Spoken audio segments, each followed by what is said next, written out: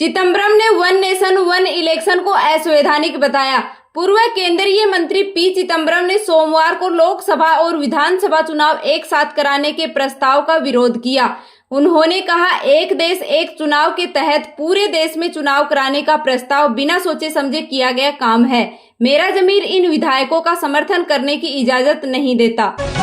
BJP 5 सितंबर को दोबारा दिल्ली मार्च करेगी। कॉकरोच जनता पार्टी 5 सितंबर को दिल्ली में इंडिया गेट से शुरू होकर नई दिल्ली पुलिस मुख्यालय तक विरोध मार्च निकालेगी। पार्टी का आरोप है कि केंद्र सरकार ने 25 जुलाई को युवाओं से किए गए वादे को पूरा नहीं किया है। पार्टी ने कहा कि सरकार ने कहा था कि छात्रों पर दर्ज केस खत्म होंगे, पर ऐसा नहीं हुआ।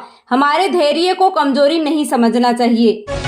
ममता बोली, राजनीति से संन्यास नहीं लूंगी। टीएमसी प्रमुख ममता बनर्जी ने सोमवार को कहा कि वह राजनीति से संन्यास नहीं लेगी। भाजपा को हंसिए पर पहुंचाने तक वह नहीं रुकेगी। सिर्फ 4 महीने में ही बंगाल के लोगों को बीजेपी का असली चेहरा समझ आ गया। शक्कर निर्माता बोले, चीनी की कमी नहीं, जल्द सस्ती होगी। इंडियन शुगर मिल्स एसोसिएशन ने सोमवार को कहा कि देश में चीनी की कमी नहीं, आने वाले दिनों में फुटकर बाजारों में कीमतें कम होने की उम्मीद है। केंद्र सरकार ने 20 अगस्त को 10 टन रॉ शुगर बिना किसी सीमा शुल्क आयात की अनुमति दी है, ताकि बाजार में सप्लाई बढ़ाकर कीमतों पर काबू पाया जा सके। Jammu Kashmir state investigation agency ने 35 साल पुराने वंधामा नरसंहार की जांच दोबारा शुरू की। 1998 में गांदरबल के वंधामा गांव में 9 महिलाओं और 4 बच्चों समेत 23 कश्मीरी पंडितों की हत्या कर दी गई थी। इसके अलावा SIA ने कश्मीरी पंडितों की हत्या दशकों पुराने कई मामलों की जांच दोबारा शुरू कर दी। इसमें नेता टीकालाल, जस्टिस नीलकंठ और नर्स सरला भट्ट मर्डर केस भी शामिल है। मराठी सीखने के खिलाफ मुंबई में ऑटो वालों की हड़ताल। मुंबई में ऑटो रिक्शा ड्राइवरों ने सोमवार को सरकार के मराठी बोलने वाले नियम के विरोध में 3 दिन की हड़ताल बुलाई है। गैर मराठी भाषी ड्राइवरों ने कहा, 55-60 साल की उम्र में हम परिवार पालें या नई भाषा सीखें, यह बहुत मुश्किल है। द्रोणाचार्य अवार्डी पर यौन शोषण का आरोप, केस दर्ज। द्रोणाचार्य अवार्डी मलखंब कोच गणेश प्रभाकर के खिलाफ मुंबई कॉलेज की एक 16 साल की छात्रा ने शिकायत दर्ज कराई थी। कोच के खिलाफ protection of childrens from sexual offence में केस दर्ज किया गया है। छात्रा ने आरोप लगाया है कि मैसेज करके जिम में बुलाया, फिर बातचीत के दौरान कोच ने उसका बायां हाथ पकड़ा और उसे खींचकर अपनी गोद में बिठा लिया। आरोपी कोच फिलहाल फरार है। मुंबई पुलिस मामले की जांच कर रही है। ओडिशा में बारिश का रेड अलर्ट, जबकि हिमाचल, यूपी, एमपी, छत्तीसगढ़ व तेलंगाना में ऑरेंज अलर्ट। देश के अन्य 22 राज्यों में येलो अलर्ट। दिल्ली NCR के कई इलाकों में सोमवार को तेज बारिश हुई। खराब मौसम के चलते दिल्ली एयरपोर्ट में 15 फ्लाइट्स डाइवर्ट की गई। यूपी के 19 जिलों में बाढ़ जैसे हालात हैं। वहीं मध्य प्रदेश के जबलपुर, चंबल और नर्मदापुरम संभाग में तेज बारिश हुई। अशोकनगर में युवक बाइक समेत बह गया।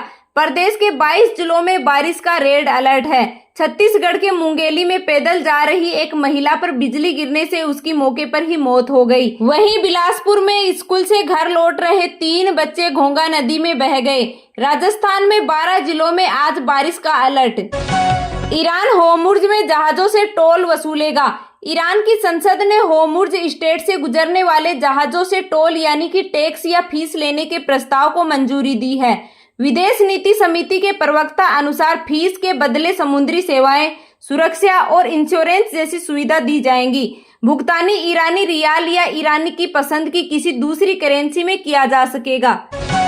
अमेरिका H-1B वीजा पर 98 लाख रुपए वसूलेगा। ट्रंप सरकार ने सोमवार को H-1B वीजा के लिए नया प्रस्ताव जारी किया है। इस प्रस्ताव के मुताबिक H-1B वीजा पर विदेशी कर्मचारियों को हर वीजा के लिए $1,03,265 करीब 98 लाख रुपए की एक्स्ट्रा फीस देनी होगी।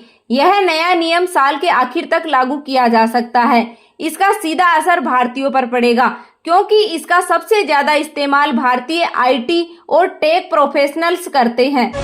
रूसी राष्ट्रपति पुतिन सितंबर में भारत आ सकते हैं। पुतिन 12-13 सितंबर को नई दिल्ली में होने वाले BRICS समिट में शामिल हो सकते हैं। मॉस्को में सोमवार को भारतीय विदेश मंत्री S जयशंकर से मुलाकात के दौरान पुनीत ने प्रधानमंत्री नरेंद्र मोदी से जल्द मुलाकात की उम्मीद जताई। बैंक कर्मचारियों की 11 सितंबर को हड़ताल, 5 डे बैंकिंग और नई PLI स्कीम के विरोध में प्रदर्शन। 12 और 13 सितंबर को भी बैंक बंद रहेंगे। कोलंबो टेस्ट के दूसरे दिन भारतीय पारी 503 रन पर घोषित। भारत ने कोलंबो टेस्ट के दूसरे दिन पहली पारी 503 रन 9 विकेट के स्कोर पर घोषित की। श्रीलंका के 8 रन पर 2 विकेट गिरे। ध्रुव जुरेल ने अपना शतक पूरा किया। वे 177 बॉल पर 115 रन बनाकर नाबाद लौटे। ऋषभ पंत ने 63 रन बनाए। प्रसिद्ध कृष्णा व मानव सुधार ने एक विकेट लिया। शेयर बाजार में 24 अगस्त को गिरावट रही। सेंसेक्स 172 अंक की गिरावट के साथ 77,369 पर बंद हुआ। निफ्टी में भी 33 अंक की गिरावट रही। ये 24,219 पर बंद हुआ। बैंकिंग और मीडिया शेयर्स में आज ज्यादा बिकवाली रही। आज सोने में 1534 रुपए की बढ़त रही, जबकि चांदी में 1239 रुपए की गिरावट दर्ज की गई। IBJ के अनुसार आज 24 कैरेट सोने के भाव 1,62,000 रुपए प्रति 10 ग्राम के आसपास हैं। वहीं चांदी की कीमत 2,45,000 रुपए प्रति किलोग्राम के आसपास है।